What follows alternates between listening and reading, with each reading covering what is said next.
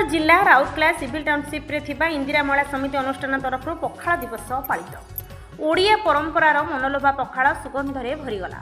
पखाड़ दिवस उपलक्षे समग्र ओडिशा उत्साह आनंदर सहित पालन कर गरम ऋतु में शरीर को शीतल रखापी पखाड़ खाद्यर गुरुत्व को प्राधान्य दे सिविल टाउन स्थित माँ इंदिरा महिला समिति आडंबर पालन अवसर में अदा लंका छेचा लेंबू इत्यादि दी पखाड़ सहित शाग बड़ीचुरा आलू भेंडी भजा फुलकोबी भजा आलू भर्ता सालाड सजना छुई भजा पुदीना धनिया चटणी बैगण पोड़ सह आलू भर्ता माछ भजा परी पारंपरिक खाद्य प्रस्तुत कर लोक परिवेशन करते।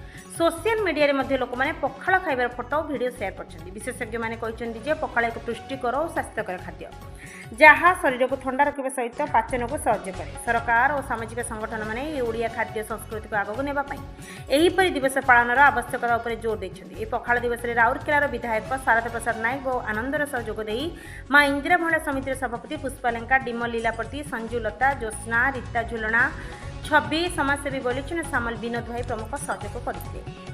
राउरकेला रानू महापात्र रिपोर्ट स्वतंत्र टाइम्स न्यूज।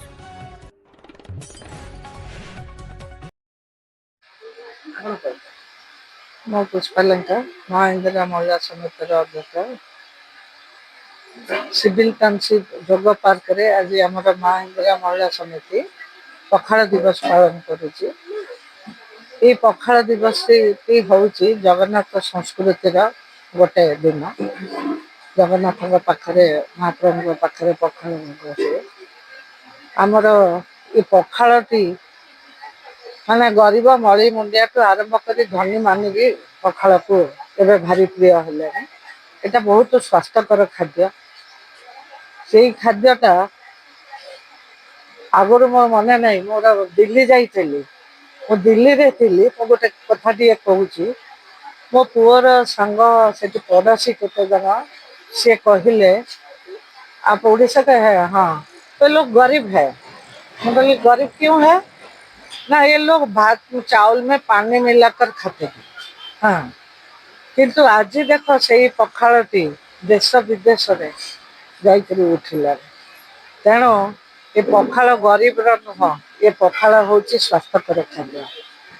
तेणु आमर माँ इंदिरा महिला समिति आमर वर्षकर 12 मासर 13 पर्व पखाड़ दिवस के आज के 20 वर्ष है पालन कर आसुची।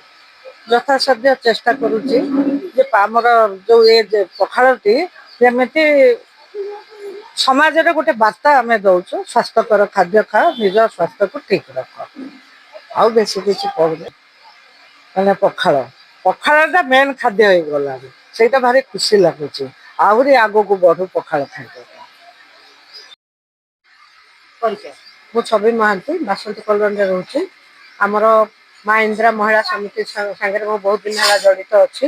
मुझे भी मु तार सभ्य ना भी मुझर मैडम पुष्पा मैडम सहित जड़ित अच्छी।